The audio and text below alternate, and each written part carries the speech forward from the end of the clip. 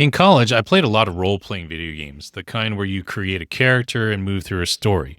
Depending on the game world, you'd navigate through vast lands, space, or dystopian cities. Now, I'd always spend way too much time at the create a character section. In addition to customizing your look, you'd be given a set number of points you could allocate to skills or attributes, but I'd always get stuck wondering, should I build a warrior or a mage? Should I focus on strength or dexterity, brute force or stealth? I was terrified of getting locked into something that I'd end up playing for hours and hours, so I'd agonize about getting everything right before even starting.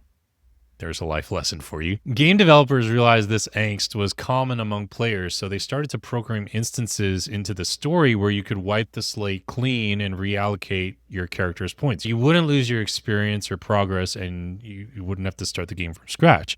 Now, in gaming, this is known as a respec, short for respecialization. Most of the good games made you jump through a few hoops to respec, but if you really wanted to, you could. Sometimes I'd do it just because I got bored of the character build I was playing, even if it was fun. Other times I'd realize I've been playing as the completely wrong character build for my playstyle. The second is what I would like to talk about today. Back in March of this year, I attended a mastermind in Boston hosted by Ryan Levesque. I love small in-person masterminds, but I hadn't been to one in years. And when it was my turn, I shared how things looked good on the outside of my business, but on the inside, I was overextended, out of alignment, and I wanted to, of course, burn everything down. Ryan said, I know where you are. I have been there. And he recommended a book by David Brooks called The Second Mountain. I listened to nearly the entire audiobook on the drive home and then bought a copy so I could read it. The basic premise is that we spend most of our years climbing one mountain only to reach the top and realize there's another one. That second mountain is the bigger purpose for why we are here. At that point, you can decide whether you'll settle on the first mountain and apparently lose your soul, or start your descent down the first mountain, trek into the valley again, and find your way to and up the second mountain. Now, for me, I don't really like settling, so I decided to go for the second. Of course, I still don't know what that means. I don't know what the second mountain of my life is going to be or look like. But what I do know is the encouragement for Ryan and the book that I read, The Second Mountain, gave me permission to, in a video game sense, respec my life. Now, if you're going to respec anything, it requires you to slow down. Even in video games, they force you to take your character somewhere safe, usually some village or a rest point, and your character meets some wise man or some elder that grants you a magic spell or something to respec your character. Even in a fictional game world, you can't respec in the middle of a fight. I mentioned in a previous episode on wintering, the secret season I'm using to reset and rebuild, that I cut a lot of client contracts and interviews to win time back in my schedule. But that was just slowing down. I still needed to know where I wanted to reallocate my points. There's a simple exercise I learned a few years back where you fill out things you do in business into these quadrants. You love doing and you're great at, what you like doing and you're good at, what you're not good at and don't like doing, and what you suck at and hate doing. The rule of thumb is the lowest factor takes precedent. For example, I think I'm pretty good at copywriting, but I don't like doing it at this stage in my career. So it gets put into that lower quadrant, if that makes sense. It goes into the I don't like doing. Even though I'm good at it, I don't like doing it. That's where it goes, to the don't like doing it. Okay. So here's my current build. I'm great at and love doing masterminds, workshops, and connecting others and building communities. I love doing that stuff, and I think I'm pretty great at it. What I'm good at and like doing is writing for myself. I think I'm a strong writer, but I don't love doing it all the time. Speaking, I think, based on objective scores that I've gotten, I'm really good there, but I don't love doing it. So it goes in the like doing column. Content creation, I'm good at and I like doing. I don't love these things, at least right now in my career. What I'm not good at and don't like doing, copywriting for marketing, as I said, social media of all kinds, podcasting. I think I'm good at podcasting. I just don't really like doing it right now, which is why I am recording my newsletters to you direct to camera on YouTube and onto the podcast. This I enjoy, right? Now, what I suck at and hate doing, client onboarding, running Facebook and Instagram ads, and anything related to Microsoft, Excel, and Google Sheets, and or anything that those are used for. Okay, I just put them all in one boat and say, I don't like this and I'm not good at it. Now, these things again have changed over time as my play style has changed. I've also noticed that playing the wrong build doesn't happen overnight. It's usually gradual. When I cut my agency clients 3 months ago, the realization was jarring. We were doing literally 2 out of the 3 things in my agency from my suck at and hate doing category. I should just slap my own face, right? Now, why does this happen? It's because I truly believe nearly all business problems are personal problems in disguise. I will forever be convinced that's true. So, a few confessions here.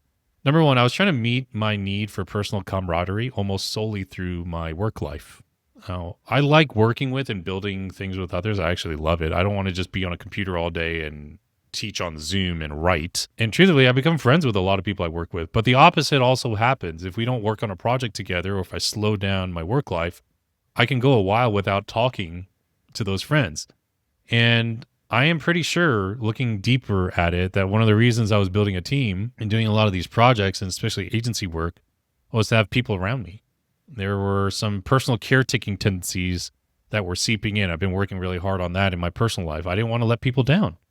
I knew I was providing important income to some of my contractors, but I was playing the wrong build, and eventually that caught up with me, right? Personal problem in disguise.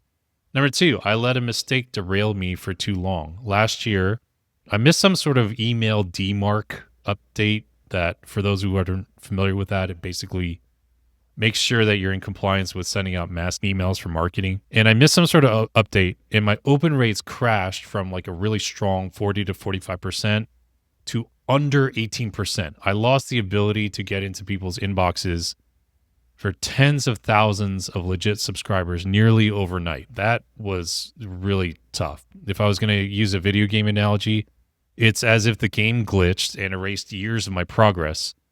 And that technical disaster then spiraled and grew and ballooned into an emotional one. I felt really stupid for letting that happen. It happened on my watch. I couldn't blame anybody else. It also made me not want to write to my list. So I kind of stopped. I just sort of buried my head in the sand and didn't write my list. Now, after a while, I realized I had 2 options. Number one, I could continue to wallow in this and then sheepishly try to make things right and pick things up again. Or number 2, make a real actual comeback, stronger and better than before, full send. And after wallowing enough, I decided to go with option 2. So my plan now is I figure if I write a better newsletter to the point that people will say, yo, I thought I was on your list. I'm not getting those messages. I've heard about your newsletter. How do I get on it? I figure I'll be fine. So just do better than what I even did before, right? That's my plan right now. All right, number 3, I realized I couldn't respec my business structure until I respect my body's structure. You know, in life, addressing an issue is sometimes like an itch you can't find where to scratch. In this instance, I was trying to fix things in my business. The real problem, the underlying cause, was entirely somewhere else. So here I am. I say I want a simpler, leaner business model, higher touch, fewer clients, deeper work. Totally delusional. Nothing else in my life was simpler, leaner, or had depth at that time. I was in misalignment. I was dysregulated in my body. I was in high stress nearly every day. And like, you talk about not addressing the root cause, right? So in August, 3 months ago, I was really focused on wrapping up these client projects and ending these business contracts. What actually happened is that I didn't just wrap up those things. I actually wrapped up old habits. I more than doubled the days that I did not drink, and that trend has only continued to improve since.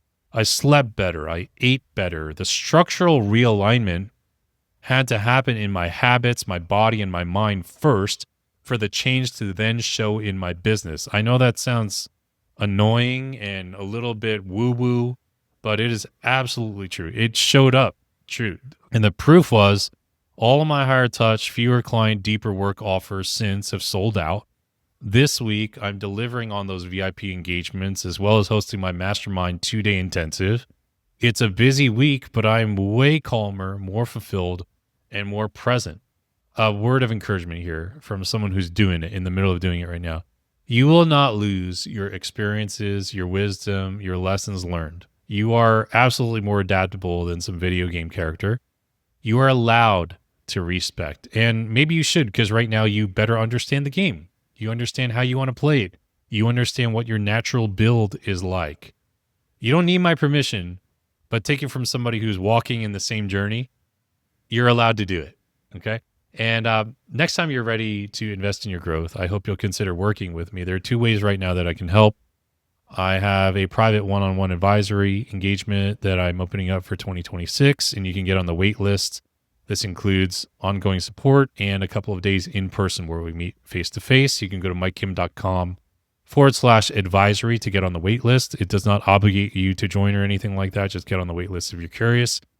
And I have You Are the Brand Academy. This is my membership for solopreneurs looking to break through their first several layers of 6-figure revenue per year.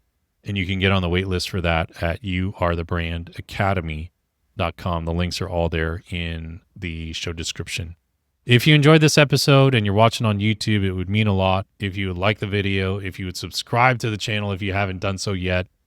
And if you would like these updates sent directly to your email inbox, you can sign up for free at mikekim.com/newsletter.